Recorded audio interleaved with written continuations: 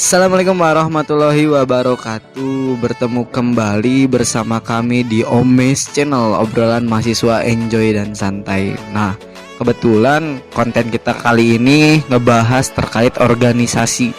Jadi mahasiswa dengan kehidupannya pasti tidak luput dan tidak lepas juga kan ngomongin masalah organisasi kan. Ada aja mahasiswa-mahasiswa yang suka ikutan organisasi lah. Nah, kebetulan untuk kali ini kita ditemenin sama Sigit Fitroh nih. Sebenarnya bagian dari pendiri Omes Channel juga sih. Yang kebetulan mungkin karena kita bukan nggak adanya, belum nemu lagi nih narasumber lainnya. Ya kan? Kita isi lah ya. Ya kita coba ada isi. lah ya. Soalnya kan untuk menemani kalian juga lah ya, sharing pengalaman deh. Iya. Ya maksudnya kita juga di sisi lain punya latar belakang di organisasi juga ya, walaupun nggak se-expert orang-orang aktivis di luar sana. Gitu kayak saya punya temen tuh Erpin dia juga sama organisatoris gitu kan. Gini. Oh iya, tapi sebelum jauh nih, informasi juga nih buat teman-teman. Karena sekarang kan kita tidak hanya di YouTube ya. Iya, betul. Kita juga punya Spotify juga di sana. Kemudian juga ada di Anchor dan di Instagram. Nah, jadi buat teman-teman nih yang pingin tahu updatean kita gimana gitu ya, konten-konten kita, sharing kita, kalian bisa mendengarkan di sana. Nanti kita cantumin lah ya di bio, deskripsi ya, di bio. Soalnya takutnya olok kuota di YouTube kan. Dan jangan lupa juga buat teman-teman, jangan lupa untuk like, komen, dan subscribe tentunya. Itu paling penting supaya channel kita juga nanti bisa berkembang lebih baik lagi. Gitu. Terus buat teman-teman juga yang misalnya mau ngisi nih, pengen ngisi ngobrol apa juga bisa lah tuh kan, DM-nya ke Instagram kita di Omes Channel. Misalnya Kak, saya ingin membahas suatu topik nih Kak, boleh nggak nih Kak? Gitu. Iya. Nah, itu bisa. Nanti teman-teman bisa DM di sosial media kami. Ya, bisa di Instagram ya. Nama Instagramnya apa sih Git? Kita ada di Omes Channel ID. Oh iya, dikirain lupa. Kurang soalnya lupa. Alhamdulillah, kebetulan lagi inget ya. Balik lagi nih kita ngobrolin organisasi gitu. Siap.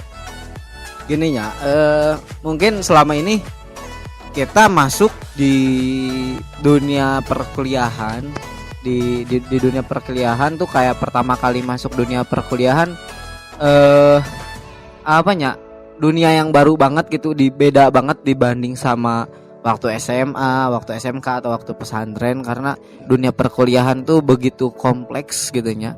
Nah, biasanya gitu ya, jadi mahasiswa baru itu ada bumbu-bumbu dari kakak tingkat. Betul. Ngalamin tuh sedikit mana gitu? Sempat ngalamin. Dideketin sama kating buat ikutan organisasi gitu. Oh ya, itu pasti sih, karena kebetulan juga saya kan punya skill lah di bidang desain media. Jadi itu sudah tentunya sudah banyak lah ya dari kating-kating juga minta saya untuk gabung ke sana. Ya, ikutan di organisasi itu gitu ya. Emang apanya? Dunia kampus tuh emang lekat banget sama ngomongin masalah organisasi. Ya contoh kasusnya yang tadi itu mahasiswa baru biasanya kalau pertama kali masuk tuh suka banyak tender. Aduh, ini tender kayak jualan ya. Banyak kaderisasi di organisasi masing-masing. Ya, dan memang di kampus kan tempatnya kita bukan hanya mencari ilmu saja kan sebenarnya. Iya. Ilmu pendidikan maksudnya yang bukan formal gitu kan. Tapi kan untuk mengembangkan diri juga kan di sana juga banyak sebenarnya. Iya. Banyak sebenarnya. Nah, termasuk di organisasi ini gitu. Termasuk di organisasi juga kita banyak bisa berekspresi lah. Tuh, banyak bisa berekspresi juga. Tapi gitu mana selama di kampus ikutan organisasi berapa? Saya di kampus kebetulan hanya satu saja. Oh iya. Enggak deh. Enggak. Dua. Dua. Yang satu di jurusan, Ah, nah yang satu di UKM. Namanya UKM. Oh, UKM itu kan unit kegiatan mahasiswa. mahasiswa.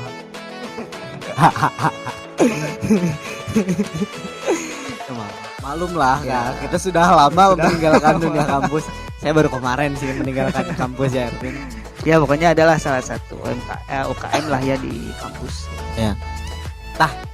Organisasi jurusan tuh kan, ini ngomongin organisasi itu kan ada organisasi internal, ada organisasi eksternal. UKM tuh masuknya internal apa eksternal sih?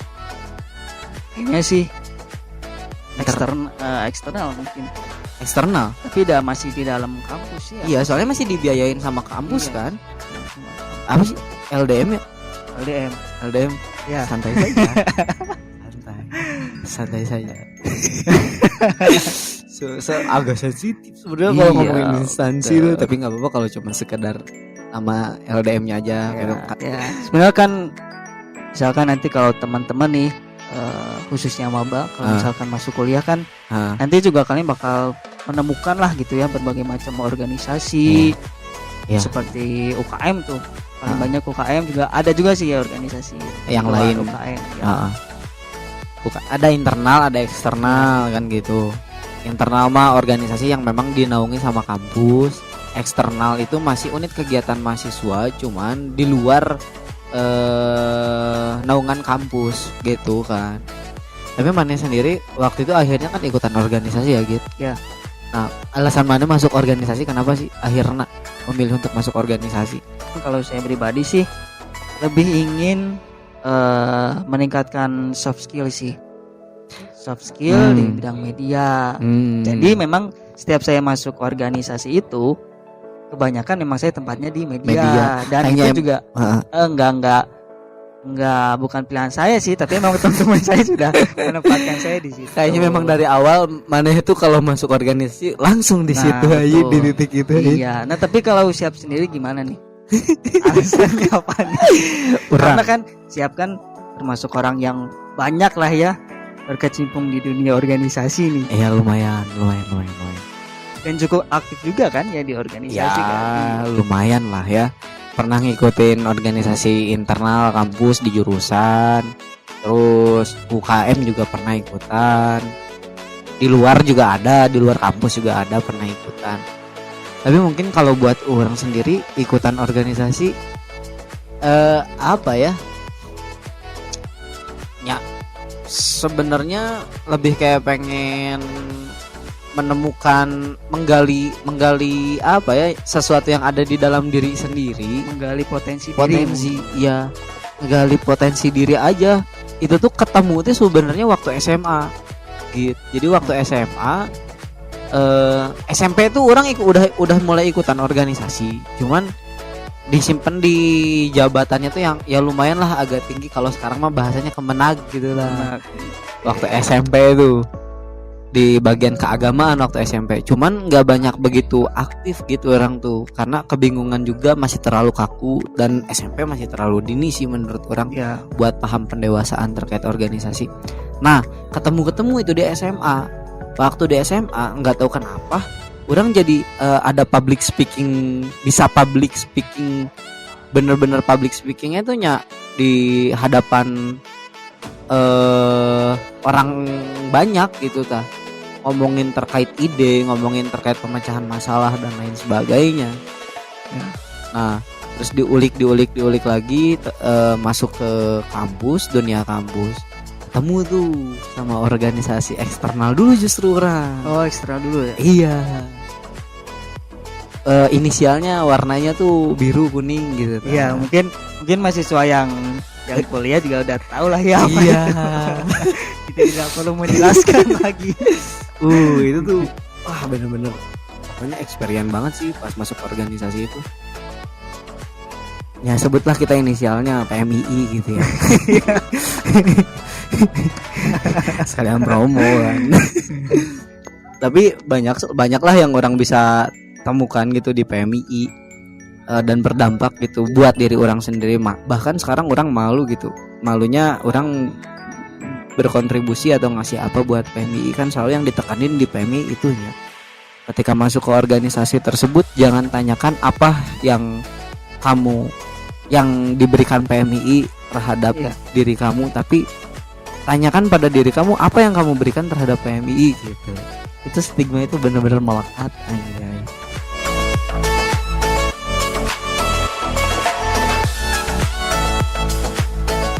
Tapi terlepas dari semua itunya gitu, maksudnya orang tahu setiap organisasi pasti punya coraknya masing-masing kan gitu. Setiap organisasi punya coraknya masing-masing. Terus kadang ada beberapa hal yang berbenturan ketika masuk ke organisasi ini kok nggak sesuai dengan idealisme orang. Nah, pada akhirnya apa yang membedakan maneh ketika masuk ke organisasi yang ada di ruang lingkup kampus sama kalau misalnya sekarang maneh ngebayangin nggak masuk di organisasi tersebut? Pertama sih pasti pengalaman ya. Nah, pengalaman tuh berharga banget. Kita bertemu dengan berbagai macam karakter orangnya, sifatnya gimana. Banyak mungkin sesuatu yang tadinya kita nggak tahu akhirnya jadi tahu gitu loh. Dan ternyata buat maneh organisasi ini tuh penting gak sih, berdampak ke kehidupan maneh sekarang, terutama kan sekarang udah beres nih kuliah udah beres. Nah, pengalaman yang dulu waktu itu ada di organisasi itu kebawa nggak gitu loh? Karena kan dari awal memang masuk, kalau saya itu kan ingin meningkatkan soft skill. Nah, jadi soft skill itu memang meningkat lah. Dari mulai saya SMK sampai masuk kuliah itu meningkat banget, terasa lah sampai sekarang gitu. Dulu perbedaannya. Dulu kaku berarti emang. Ya, kalau dulu kan gini, kalau soft skill itu kan harus diasah kan ya setiap hari. Sama halnya kayak pisau lah. Walaupun pisau itu tajam, tapi kalau nggak terus diasah kan tetap tumpul nantinya. Nah, jadi dengan masuk organisasi kita mengasah skill, otomatis soft skill kita akan semakin baik kayak gitu. Kita makin explore misalkan desain-desain seperti apa yang bagus yang kayak gitu. Iya sih, kalau terutama ngomongin medianya kerasa banget gak sih dari pertama kali bikin media sosial pamflet misalnya gitu kan, yang tadinya grafisnya segini terus makin lama ada apa gitu, makin kesini jadi makin baik gitu. Itu biasanya ditempuhnya gara-gara apa sih? Karena pengalaman. Dari pengalaman misalkan suatu organisasi A minta kita bikin pamflet atau desain lah segala macam. Pasti kan kita kalau misalkan idenya mentok, kita pasti searching lah, ngulik. Seperti itu. Itu pasti nambah sih pengetahuan kita, misal bentuk desain yang bagus tuh kayak gimana, warna-warna yang bagus tuh kayak gimana. Kalau misalnya kayak gitunya gitu, kira-kira untuk masuk organisasi itu penting gak sih kita punya dasar, atau sebenarnya tanpa dasar pun kita lambat laun bisa belajar?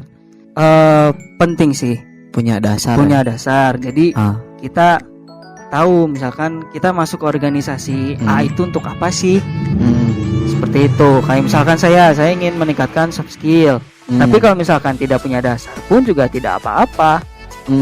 Masuk aja gitu. Misalnya kita pingin tahu kulturnya kayak gimana, terus nanti kita bertemu dengan orang-orang tuh kayak gimana, menghadapi berbagai macam orang dengan karakteristik yang berbeda. Karena kan kalau di kuliah itu kan bisa dibilang mininya Indonesia kan.